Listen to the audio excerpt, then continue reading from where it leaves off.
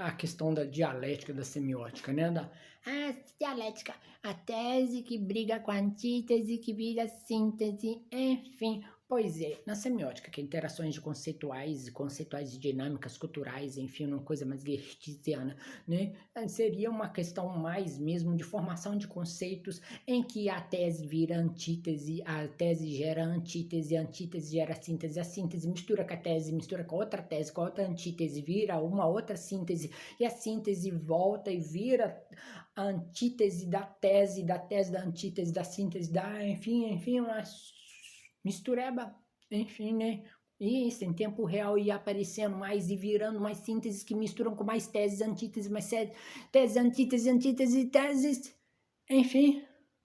Isso daí que seria a formação das distopias linguísticas e culturais dos cronótopos na cultura. Atualmente não, na cultura, sempre foi assim.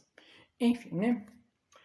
E é isso daí, gente. E na questão das estruturas, né, o conceito histórico, o que é uma estrutura? Estrutura é um conjunto de procedimentos, tipo assim, estrutura econômica, tem um modus operandi de produção, modos de produção, meios de trabalho, os meios de trabalho, os modos de trabalho, a divisão do trabalho, enfim, tudo isso junto, formando a questão da financeira, da reversão de financeira, do uso do dinheiro, acúmulo de riqueza, isso tudo junto forma uma estrutura econômica de uma sociedade. Enfim, né? Eu acho que é mais fácil. Estrutura social, a divisão dos grupos sociais, como são as hierarquias, como é que são as atribuições de direitos de um e de outro, quem que pode casar com quem que pode namorar quem, enfim, todas essas questões antropológicas do que um significa para o outro, enfim, pois é, isso daí é uma estrutura social.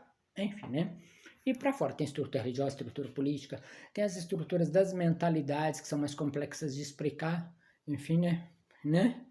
Mesmo porque a nossa mentalidade, mesmo que eu esteja falando desse tanto de coisa científica aí, continua basicamente a mentalidade de uma pessoa da Idade Média. Então a gente ainda tem uma dificuldade cerebral e cultural para compreender coisas diferentes. Tipo, um ave aqui de paz aqui, aí o ave lá, antes que o voador aparece em cima dos caras, o que os caras falam? Ficou olhando. Ficou olhando, em vez de cascar fora. Por que eles ficam olhando? Porque eles estão relacionando aquilo ali a uma coisa sagrada, divina. Igual o povo da Idade Média que via as coisas, pensando, isso aqui é manifestação divina. É divino. Estava para baixo era do capeta, né? Estava no escuro, enfim, se era coisa sinistra, era do demônio lá. Enfim, né? Pois é. Por que a pessoa vê uma coisa na rua, quer tirar selfie, quer registrar, enfim, quer ficar parada ali, na frente daquilo, porque aquilo ali é o sagrado para ele, porque a gente pensa igual a Idade Média, entendeu? Se a gente pensasse igual um homem do Paleolítico que vê um mamute lá do tamanho de um gigante de um prédio lá na frente com um chifre correndo na direção dele, lá ele tem que correr pra gruta, na hora que a gente virasse o OVNI, já tava lá dentro da maquininha lá, escondido lá. Enfim. Enfim. Mas é verdade. Enfim. E é isso daí. Porque as nossas construções imagéticas, elas dependem também e de compreensão imagética, da interpretação do que a gente vê, do que a gente vive, enfim, dependem também das nossas estruturas mentais e culturais, enfim, né? E também e para a gente passar para o outro, o que a gente fala, depende do que ficou no nosso idioma, que são as questões dos cronótipos no tocante ao tempo e espaço. Então, e é isso daí, gente. Depois eu faço mais vídeos, enfim, porque esse aqui já vai ser grandão. Faltou nós falarmos, Coronel Joãozinho, da questão da diacronia e da sincronia nas estruturas, para falar da relação com as cronótipos históricos. Então, duas estruturas são sincrônicas quando estão no mesmo contexto do tempo histórico. Enfim, isso deu para entender. Né? Então, mesmo que de repente, vamos dar um exemplo dos dias de hoje, que até ficou famoso aí no Brasil. Enfim, né? Tampa seu pipi aí. mesmo que exista, porque existe mesmo, né? Estruturas socioeconômicas servilistas ou escravistas no mundo de hoje, né? E mesmo que existam leis internacionais criminalizando esses contextos, né? E essas estruturas são sincrônicas à do regime assalariado. Enfim, né? No hoje, no contexto atual. Não significa que vai ser para sempre, espero que não, né? Espero que acabem as outras que se referem à exploração da vida humana. Enfim, né? Se fosse falarmos do escravismo no Egito Antigo e relacionar este escravismo do Egito Antigo com o escravismo e o servilismo de hoje, aí seriam estruturas diacrônicas, porque estariam em contextos temporais diferentes, né?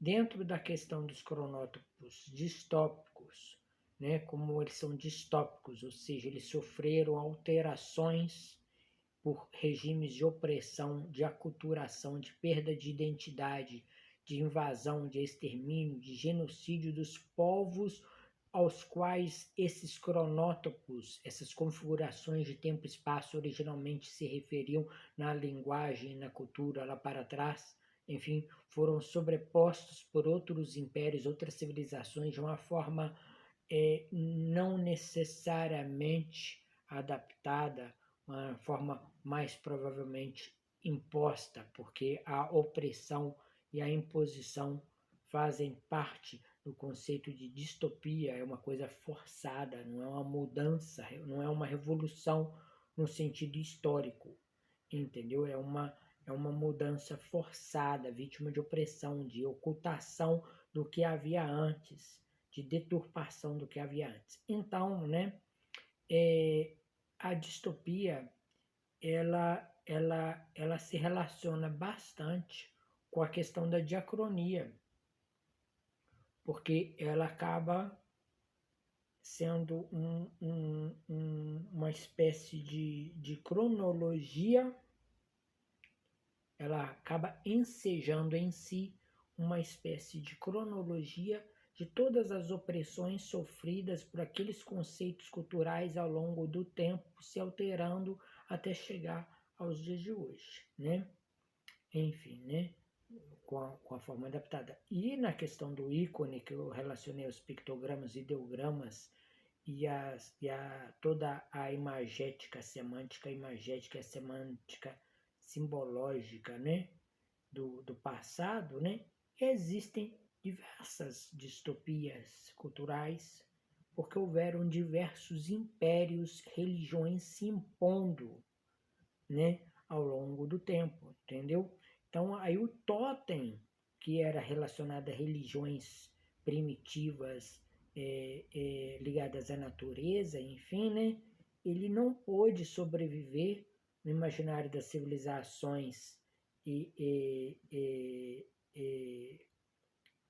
eu vou definir como civilizações fundamentalistas, né, doutrinárias, né, religiosas, né, enfim, né, eu até poderia usar o termo universalistas, porque queriam se universalizar, né, queriam se impor, enfim, né,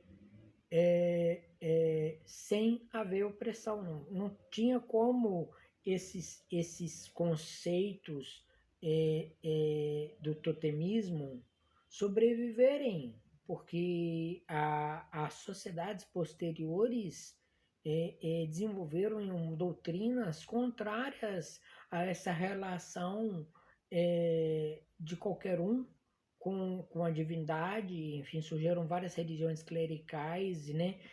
A religião se tornou uma ferramenta do poder, político e social, das hierarquias, das desigualdades, enfim, isso eu estou falando ao longo da história.